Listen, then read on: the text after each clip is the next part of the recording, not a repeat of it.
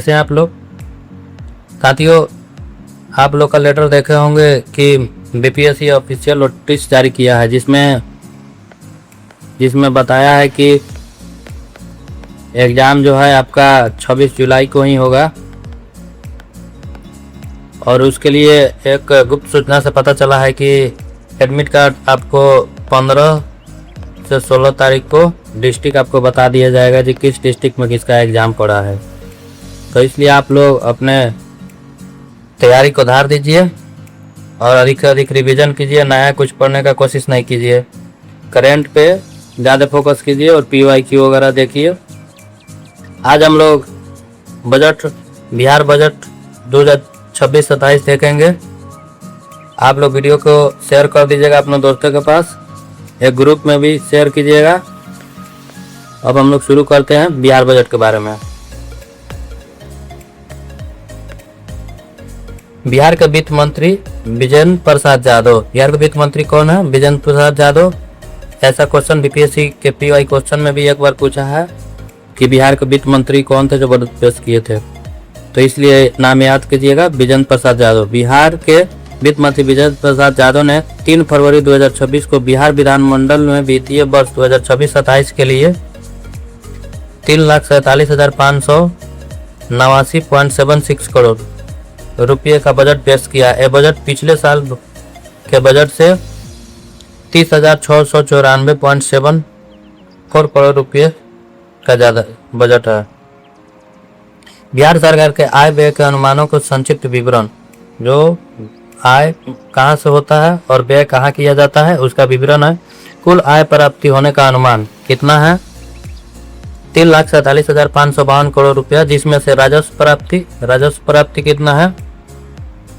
2,85,277.11 करोड़, जो कुल आय का 82% है।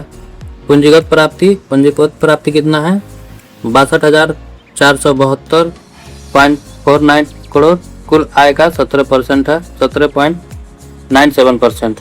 कुल व्यय होने का अनुमान मतलब खर्च कितना होगा? इतना तो प्राप्ति हो गया, खर्च कितना होगा? 3,47,589.76 करोड़, जिसमें से राजस्व व्यय होगा 2,84,133.92 करोड़ रुपया, कुल व्यय का 81.74%। पूंजीगत व्यय कितना है? पूंजीगत व्यय है 63,455.84 करोड़, कुल व्यय का कितना हो जाएगा? 18.26% हो जाएगा। अब लोग हम देखेंगे विभिन्न घाटा 2025-26 के बजट अनुमान कितना है। 2026-27 में बजट का अनुमान कितना है। राजकोषीय घाटा, ये तीनों डाटा बहुत ही इंपॉर्टेंट है। राजकोषीय घाटा कितना है? अगर करोड़ में पूछेगा तो 32,718.31 करोड़ रुपया हो जाएगा। तो GSDP का कितना होगा? 2.98%। 6% याद रखना है, यही क्वेश्चन पूछता है। इसका अनुमान कितना है? राजकोषीय घाटे का अनुमान 2026-27 के लिए 39,111.80 करोड़, जो GSDP का कितना है? 2.99%। राजस्व घाटा कितना है? -8,831.18 करोड़ और GSDP का होगा 0.08% हो जाएगा। इसका अनुमान कितना है बजट 2026-27 के लिए? 1,143.19 करोड़ रुपया, GSDP का होगा 0.09%। प्राथमिक घाटा कितना है? 9,404.37 करोड़ रुपया। अनुमान कितना है इसका? अनुमान है आपको 13,447.12 करोड़ रुपया।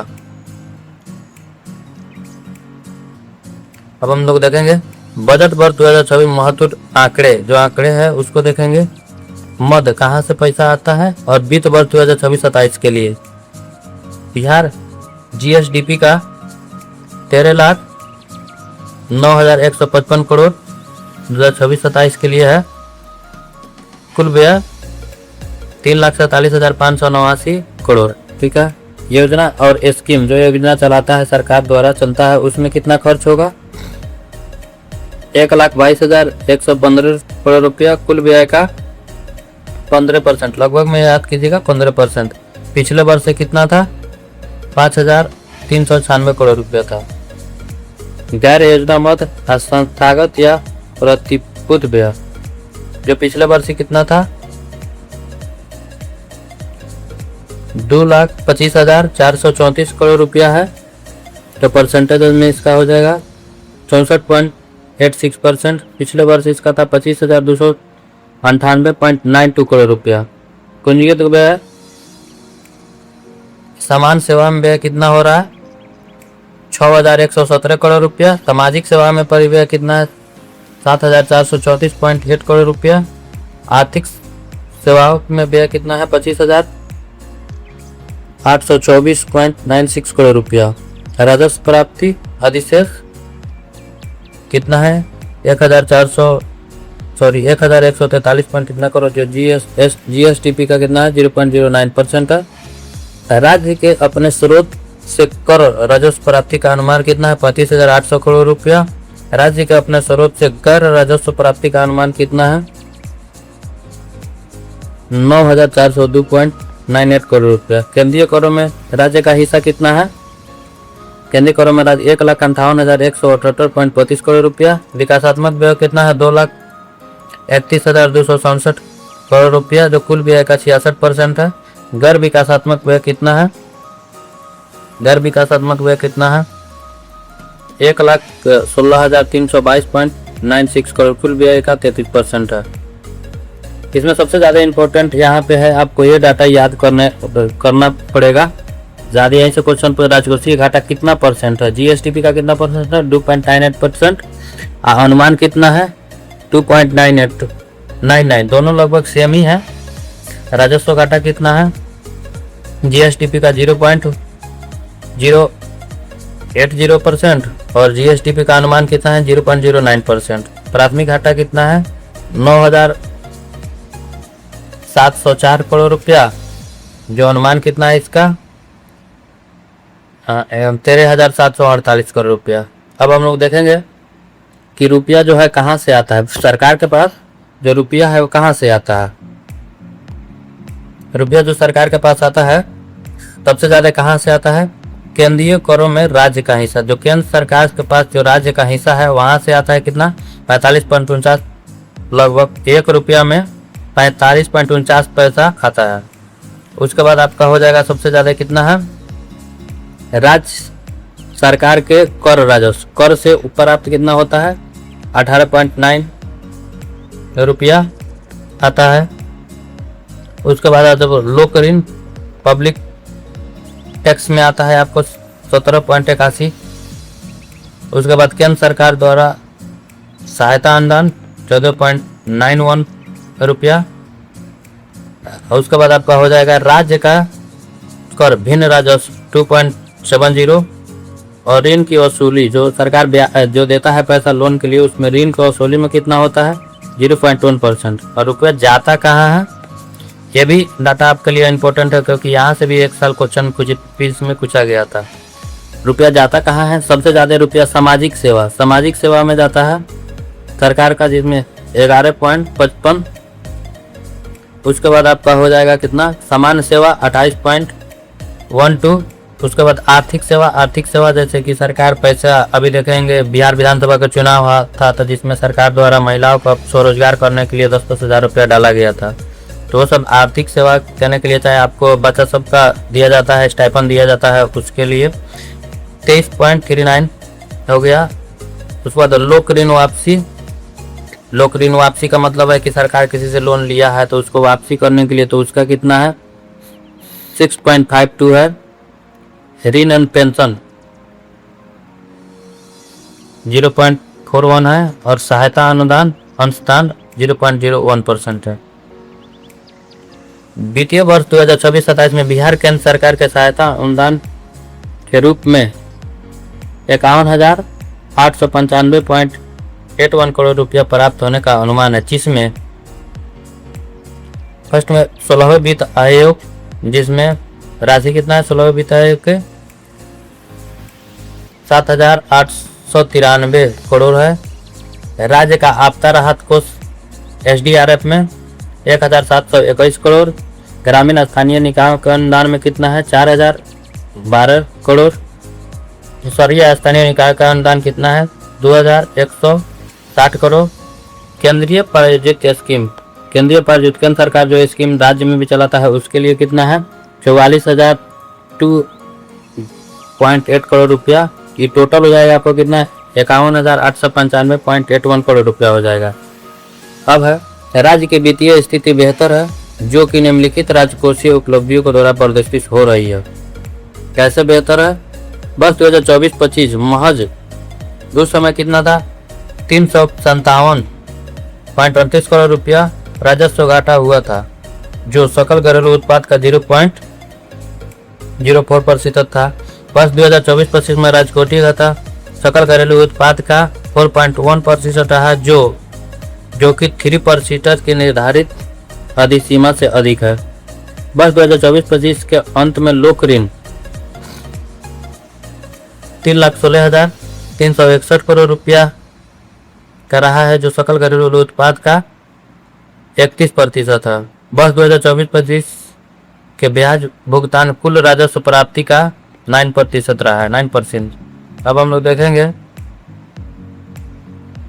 बिहार बजट 2026-27 के लिए प्रमुख घोषणाएं किया गया है। तो अब क्या क्या घोषणा किया गया है वो हम लोग देखेंगे। बिहार बजट 2026-27 के लिए विकास और आत्मनिर्भर बिहार के लिए लक्ष्य क्या है? लक्ष्य है बस 2025-26 के लिए बिहार अर्थव्यवस्था में 14.9% की दर से वृद्धि का अनुमान है। 2025-26 में कितना प्रतिशत में वृद्धि?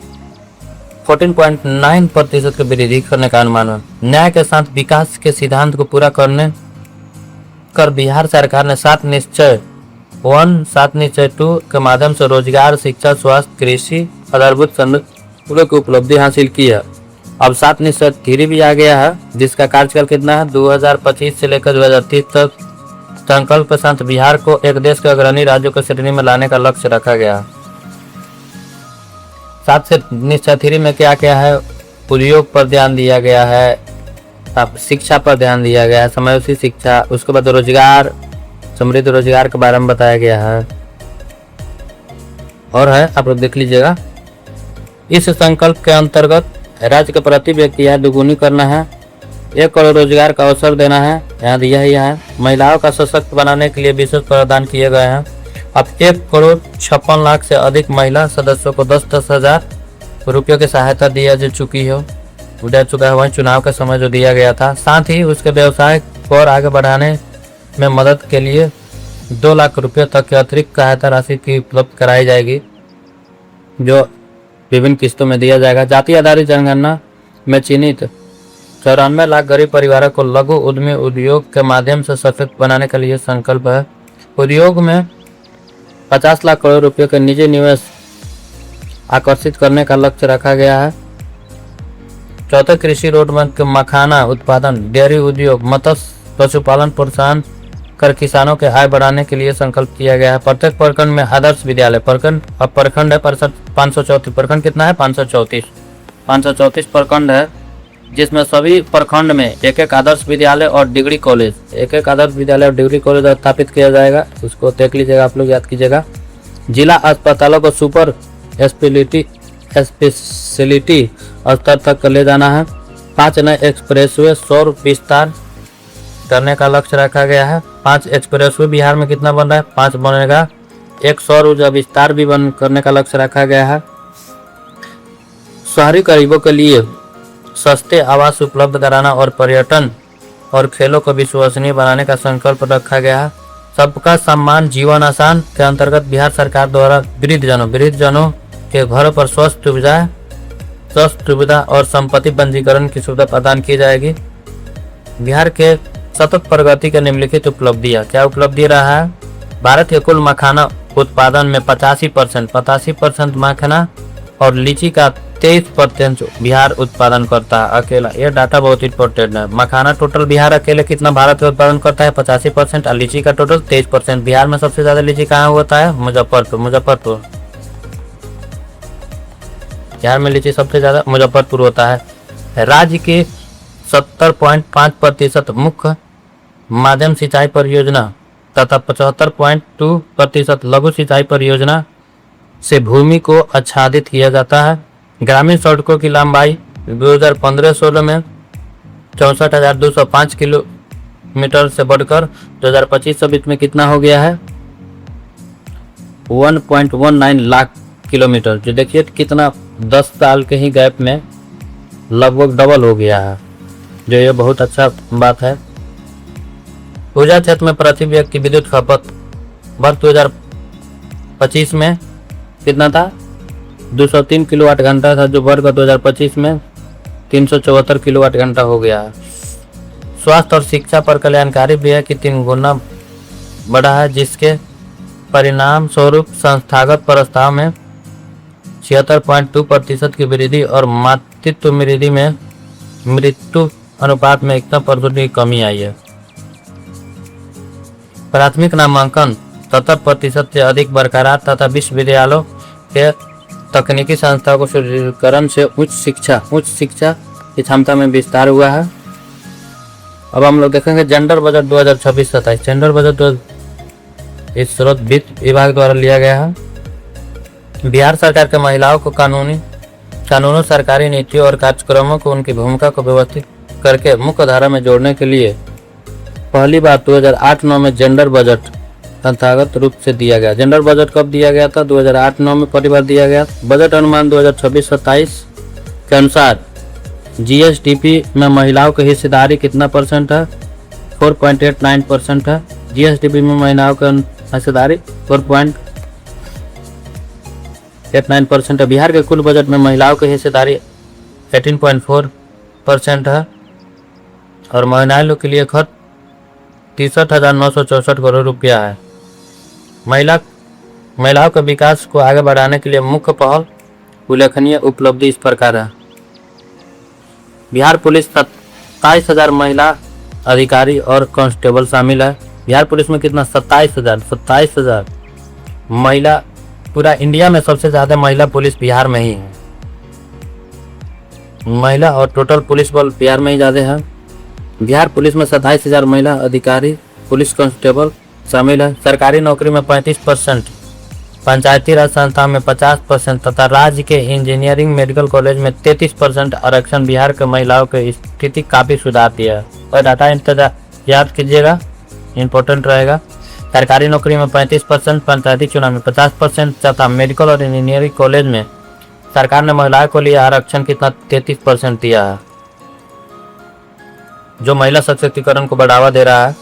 जीविका के माध्यम से लागू मुख्यमंत्री महिला रोजगार योजना में आजीविका बढ़ाने के लिए 2 लाख रुपए तक की राशि देने का प्रावधान है। अभी तक 1.56 करोड़ ज़्यादा महिलाओं को 10,000 मिल चुका है। अब तक बिहार के 31.71 लाख महिला लखपति दीदी घोषित किए जा चुकी है। अभी राज्य में 40 महिला थाने सिर्फ महिलाओं के लिए पुलिस स्टेशन चल रहा है। 40 महिला थाने सिर्फ महिला के लिए पुलिस स्टेशन चल रहा है। बिहार में पिंक बस पहल महिलाओं को सुरक्षा, आने जाने की सुविधा और पब्लिक ट्रांसपोर्ट में उनकी भागीदारी बढ़ावा देती है। जब पटना, मुजफ्फरपुर, भागलपुर, दरभंगा, पूर्णिया, गया इन 6 जिलों में चल रहा है। पिंक बस कहाँ चल रहा है? पिंक बस ये डाटा इंतजार कीजिए, याद कीजिएगा। पिंक बस चल रहा है पटना, मुजफ्फरपुर, भागलपुर, दरभंगा, पूर्णिया और गया में चल रहा है। 6 जिलों में ही पिंक बस अभी चल रहा है। महिलाओं की सुरक्षा पक्की करने के लिए सुरक्षित सफर सुविधा अपनाने वाला बिहार, तेलंगाना, हरियाणा के बाद तीसरा राज्य बना है। महिलाओं की सुरक्षा पक्की करने के लिए सुरक्षित सफर सुविधा अपनाने वाला बिहार तीसरा राज्य बना है। उसके पहले कौन है? तेलंगाना है, हरियाणा है। पटना ट्रैफिक पुलिस की डॉल्फिन टीमों में सिर्फ महिला अधिकारी, कांस्टेबल और ड्राइवर शामिल है। पटना ट्रैफिक पुलिस में डॉल्फिन टीमों में सिर्फ महिला अधिकारी और कांस्टेबल, ड्राइवर शामिल है। अब हम लोग देखेंगे ग्रीन बजट 2026-27। ग्रीन बजट पहली बार कब पास किया गया था? 2020-21 में। 2020-21 के वित्तीय वर्ष से बिहार विधानसभा में ग्रीन बजटिंग का प्रावधान बनाया है और ऐसा करने वाला बिहार पहला राज्य बना है। यह समावेशी प्रक्रिया एक सहयोगी मॉडल पर आधारित है जिसमें संबंधित विभाग सरकारी बजट के भीतर पर्यावरण से जुड़े खर्चों को खास तौर पर चिन्हित की है ताकि वित्तीय योजना को राज्य के ग्रीन लक्ष्यों को अनुरूप बनाया जा सके। यह ढांचा 3 रणनीतिक स्तंभों पर काम करता है। कौन है 3 स्तंभ इसका? एकजुट प्रतिक्रिया, ग्रीन पर कार्यप्रणाली, नीतिगत विचार और विमर्श। ग्रीन बजट 2026-27 का प्रावधान क्या है? वित्तीय वर्ष 2026-27 के लिए कुल ग्रीन बजट का अनुमान कितना है? 15,837.0.1 करोड़ निर्धारित की गई है, जो चयनित विभागों के बजट का कितना है? 7.48% है। 2026-27 में राज्य के कुल व्यय में जिसकी हिस्सेदारी कितनी है? 5% बनी हुई है। वर्ष 2026-27 GSDP में इसका योगदान 1.2% है। वित्त वर्ष 2025-26 की तुलना में वित्त वर्ष 2026-27 में ग्रीन बजट आवंटन में 1.6% की बढ़ोतरी हुई है। पंचायती राज विभाग और ग्रामीण विकास विभाग ग्रीन बजट मुख्य वित्तीय योगदानकर्ता है, जो क्रमशः 3,668.2 करोड़ रुपया और 3,573.79 करोड़ रुपया का योगदान देता है। ग्रीन बजट के अंतर्गत कुल 298 योजनाएं शामिल है।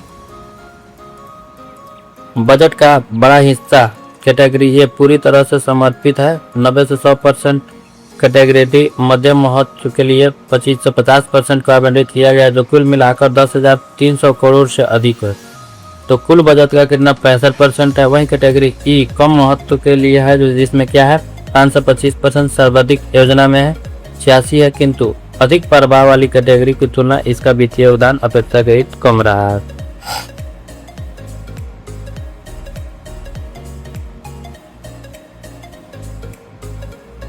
अब हम लोग बाल कल्याण बजट 2026-27। बाल कल्याण में क्या है? बिहार बाल बजट प्रक्रिया 2023-24।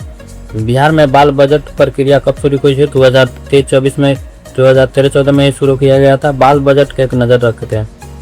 बच्चों के कुल व्यय बीते वर्ष 12 वर्षों में 2013-14 और 2024-25 के बीच 19.18% की वार्षिक वृद्धि हुई है।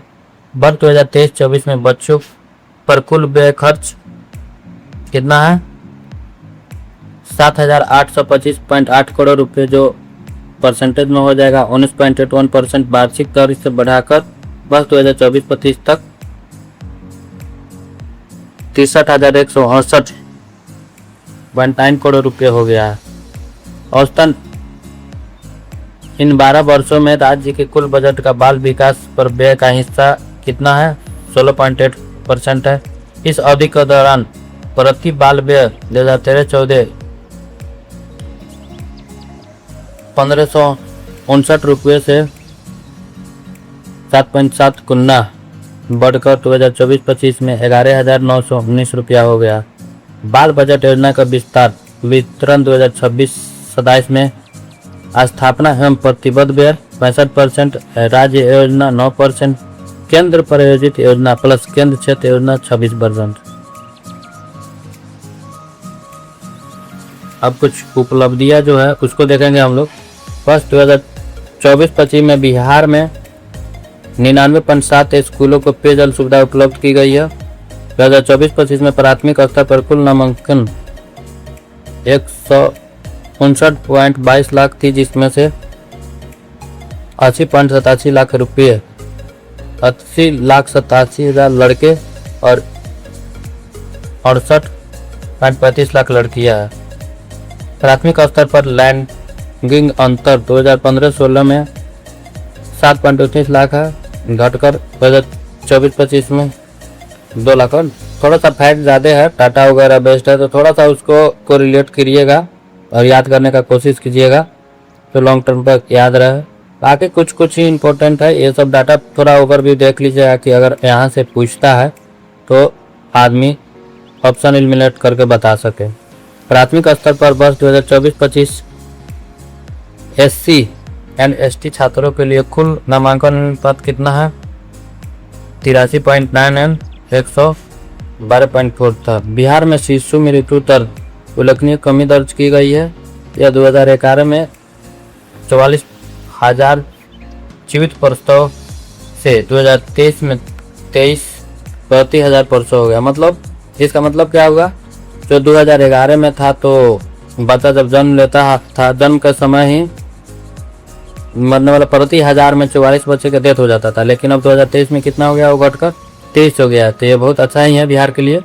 बिहार में बाल मृत्यु दर में भी अप्रत्याशित कमी आई है। यह 2011 के 10 प्रति हजार से 2023 में 6 प्रति हजार हो गया। मतलब प्रति हजार में बाल मृत्यु जो था पहले 2011 से पहले 12 था, 1000 में 12 लोग मर जाता था बच्चे, जो अब घर पे 6 हो गया। वर्ष 2025-26 में बिहार से संबंधित परिवर्तन नाम देखिए बिहार के लिए कौन कौन बदला गया है, ये ज़्यादा इम्पोर्टेंट है। इसको आप लोग देखिएगा, 2-3 बार वीडियो को देखिएगा, अच्छे से अच्छे दिमाग में आपको सेट हो जाएगा। आपसे 102 क्वेश्चन डायरेक्ट यहाँ से एग्जाम में देखने को मिलेगा, इसलिए इस वीडियो को आप लोग अच्छे से कवर कर लीजिएगा। चलिए शुरू करते हैं। परिवर्तित नाम बिहार के लिए। एक अन्य मार्ग है मुख्यमंत्री आवास का नाम बदलकर क्या कर दिया गया, लोक सेवा। एक अन्य मार्ग का नाम बदलकर क्या रख लोक सेवा। संजय गांधी जैविक उद्यान का नाम करके क्या रख दिया गया, पटना जू। संजय गांधी जैविक उद्यान प्रबंधन एवं विकास सोसाइटी का नाम पटना जू एवं विकास society. Sanjay Gandhi institute of dairy technology का नाम बदलकर क्या रख दिया गया, Bihar state institute of dairy technology. अब उसके बाद है अमीन का नाम क्या होता है, सहायक राजस्व अधिकारी। अमीन को देखिए प्रमोट कर दिया गया, इसको अधिकारी का दर्जा दे दिया गया, सहायक राजस्व अधिकारी नाम बदल गया है। पशु एवं मत्स्य संसाधन विभाग, डेयरी मत्स्य और पशु संसाधन विभाग नाम रख दिया गया। श्रम संसाधन विभाग का नाम परिवर्तन करके क्या रख दिया गया, श्रम संसाधन एवं प्रवासी श्रमिक कल्याण विभाग। बाल संस्कृति एवं युवा विभाग, बाल संस्कृति एवं युवा विभाग का नाम रख के क्या किया गया है, कला और संस्कृति विभाग। राज्य भवन बिहार का नाम बदल कर क्या रख दिया गया, लोक भवन। गया का नाम बदल कर क्या रख दिया गया, गया जी। राष्ट्रीय स्तर पर उत्पाद में बिहार का स्थान क्या है, ये देखेंगे। कृषिगत मद उत्पादन में स्थान, ठीक है। अंडा के उत्पादन में बिहार का स्थान कौन सा है, प्रथम। मखाना प्रथम, लीची प्रथम, मशरूम प्रथम, लौकी के उत्पादन में प्रथम। तो इतना प्रथम है, इसको आपको रिलेट कर लेना है। अंडा, मखाना, लीची, मशरूम, लौकी उत्पादन में प्रथम स्थान है बिहार का। वहीं जूट और मेस्ता के उत्पादन में दूसरा है। प्रथम इसका पश्चिम बंगाल का हो जाएगा जूट में। बिहार में जूट सबसे ज्यादा कहाँ होता है, पूर्णिया। बिहार में जूट सबसे ज्यादा कहाँ होता है, पूर्णिया में होता है। फूल गोभी आलू में बिहार का स्थान तीसरा है, प्रथम स्थान यूपी का हो जाएगा।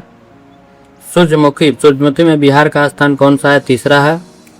सूरजमुखी में बिहार का स्थान तीसरा। शहद उत्पादन में बिहार का स्थान चौथा है। मत्स्य उत्पादन में बिहार का स्थान चौथा है। चावल के उत्पादन में बिहार का स्थान 5वां है। गेहूं के उत्पादन में बिहार का स्थान 6ठा है। दूध उत्पादन में बिहार का स्थान 6ठा है। फल उत्पादन में बिहार का स्थान कौन सा, 6ठा है। केला उत्पादन में 7वां स्थान है। मांस उत्पादन में बिहार का स्थान 9वां स्थान है। तो इसको आप लोग जो प्रथम है ये ज़्यादा इम्पोर्टेंट, मखाना, लीची, मशरूम, ये इसको डाटा एक बार देख लीजिएगा। वीडियो अब यहीं पे समाप्त हो रहा है। साथियों, आप लोग वीडियो को लाइक और कमेंट करना नहीं भूलिएगा।